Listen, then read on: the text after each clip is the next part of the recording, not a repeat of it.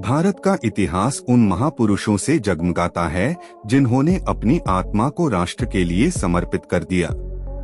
उनमें से दो ऐसे सितारे हैं, शहीद भगत सिंह और डॉक्टर भीमराव अंबेडकर। एक ने अपने लहू से क्रांति का गीत लिखा, दूसरे ने अपने ज्ञान और कलम से समानता का गीत गाया। दोनों के जीवन की धुनें भले ही अलग अलग सुरों से निकली, परंतु इतिहास ने उन्हें मिलाकर एक ऐसा अमर गीत बना दिया जो आज भी प्रेरणा देता है। आज हम एक ऐसी ही कल्पनात्मक कथा रचेंगे जहां भगत और बाबा साहेब के गीत एक दूसरे में घुलते हैं। भगत सिंह का बचपन और पहली चिंगारी। सन 1907 में पंजाब के बंगा गांव में एक बालक जन्मा। नाम रखा गया भगत सिंह। उसके चारों ओर वातावरण था, किसानों का संघर्ष, जलियांवाला बाग की त्रासदी और अंग्रेजी साम्राज्य का अत्याचार। जब भगत सिंह केवल 12 साल के थे, उन्होंने जलियांवाला बाग का कत्लेआम देखा। हजारों निहत्थे लोगों की लाशें, खून से लथपथ मैदान, मासूम औरतों और बच्चों की चीखें, यह सब उनकी आत्मा में उतर गया। तभी उन्होंने मिट्टी उठाकर प्रण लिया, इस मिट्टी को आजाद कराऊंगा, चाहे मेरी जान ही क्यों न चली जाए। यह उनकी क्रांति का पहला सुर था। क्रांति का गीत। किशोरावस्था में ही भगत सिंह ने किताबों को अपना हथियार बनाया। उन्होंने मार्क्स, लेनिन और समाजवाद की पुस्तकें पढ़ी। उनका विश्वास था कि केवल राजनीतिक आजादी नहीं, बल्कि आर्थिक और सामाजिक बराबरी भी जरूरी है। अक्सर वे अपने साथियों को कहते, क्रांति की तलवार विचारों की सान पर तेज होती है। उनका जीवन एक गीत बन गया था, जिसके बोल थे, अन्याय के खिलाफ विद्रोह, समानता के लिए बलिदान, युवाओं को जागृति का संदेश। जेल की दीवारों में गूंजता गीत। 1929 में जब भगत सिंह ने साथियों के साथ असेंबली बम कांड किया, तब उनका उद्देश्य हत्या नहीं, बल्कि चेतावनी देना था। उन्होंने खुद को गिरफ्तार कराया ताकि अदालत में अपने विचार रख सकें। जेल की कोठरी उनके लिए तपोभूमि बन गई। वहां वे किताबें पढ़ते, नारे लिखते, भूख हड़ताल करते और गीत गाते। उनका प्रिय गीत अक्सर गूंजता था, सरफरोशी की तमन्ना अब हमारे दिल में है। कैदियों की आवाजों में यह गीत किसी बांध को तोड़ने वाली बाढ़ की तरह फैलता। जेलर और अंग्रेज अफसर घबरा जाते, पर भगत और उनके साथी और ऊंचे स्वर में गाते। बलिदान की घड़ी। 23 मार्च 1931 की रात लाहौर जेल में फांसी का तख्ता सज चुका था।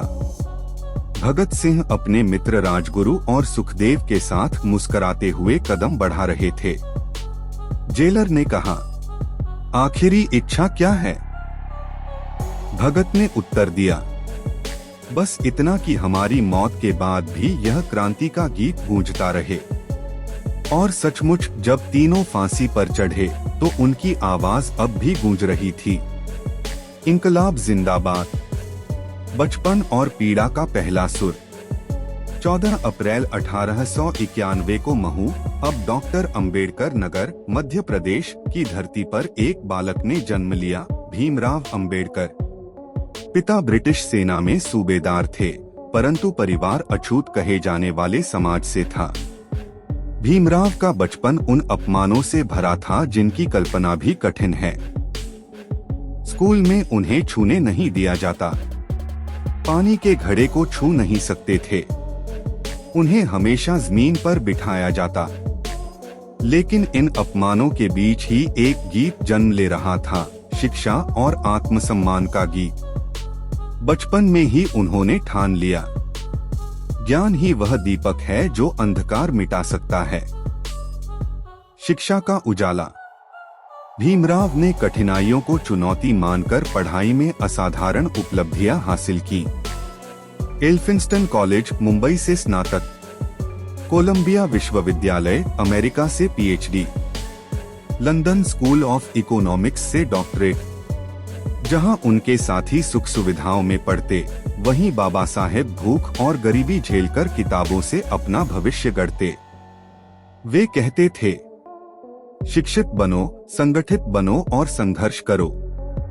यह उनका सामाजिक गीत था, जो हर दबे कुचले इंसान को नई शक्ति देता था। आंदोलन की लहर। भारत लौटने के अंबेडकर अंबेडकर ने देखा कि करोड़ों लोग सामाजिक बेड़ियों में जकड़े हैं। कुएं का पानी छूने पर पाबंदी, मंदिर में प्रवेश पर रोक, नौकरियों और शिक्षा से वंचित जीवन। उन्होंने आवाज उठाई, हम भी इंसान हैं, हमें भी बराबरी का अधिकार चाहिए।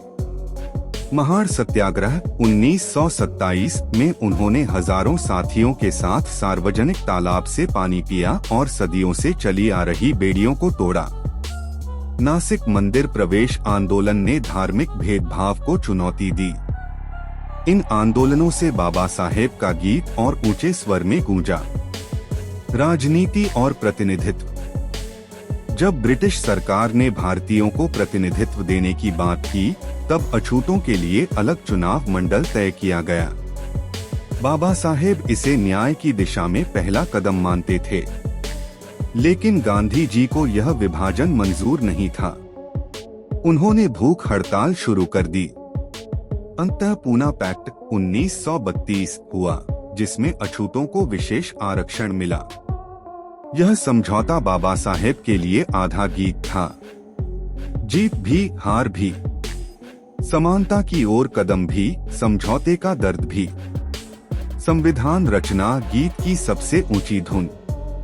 आजादी के बाद जब भारत का संविधान बनाने का समय आया, तब डॉक्टर भीमराव अंबेडकर को संविधान मसौदा समिति का अध्यक्ष चुना गया। यह उनके जीवन का सबसे बड़ा मंच था। उन्होंने कलम उठाई और भारत के लिए नया गीत रचा। समानता का गीत, न्याय का गीत, स्वतंत्रता का गीत उनका सपना था। यह देश ऐसा हो जहां किसी को भी जाति, धर्म, लिंग या वर्ग के आधार पर नीचा न समझा जाए। उन्होंने अधिकारों को सिर्फ कागज पर नहीं, बल्कि हर नागरिक की आत्मा तक पहुंचाने की कोशिश की। संविधान सभा की गूंज। संविधान सभा में उनकी आवाज स्पष्ट और दृढ़ थी। वे कहते थे, राजनीतिक आजादी का कोई अर्थ नहीं होगा जब तक समाज में समानता और बंधुत्व स्थापित नहीं होगा। उनके शब्द जैसे गीत की धुन थे, जो हर सदस्य के दिल को छू जाते। भाग 2 का समापन। इस तरह बाबा साहेब का जीवन एक सामाजिक और संवैधानिक गीत था, जिसने अंधकार में रोशनी भरी, अन्याय में न्याय का दीप जलाया और करोड़ों लोगों को इंसान होने का अधिकार दिलाया। उनके प्राण भले ही शरीर से निकल गए, पर उनका गीत भारत की आत्मा में समा गया। काल्पनिक मुलाकात का मंच।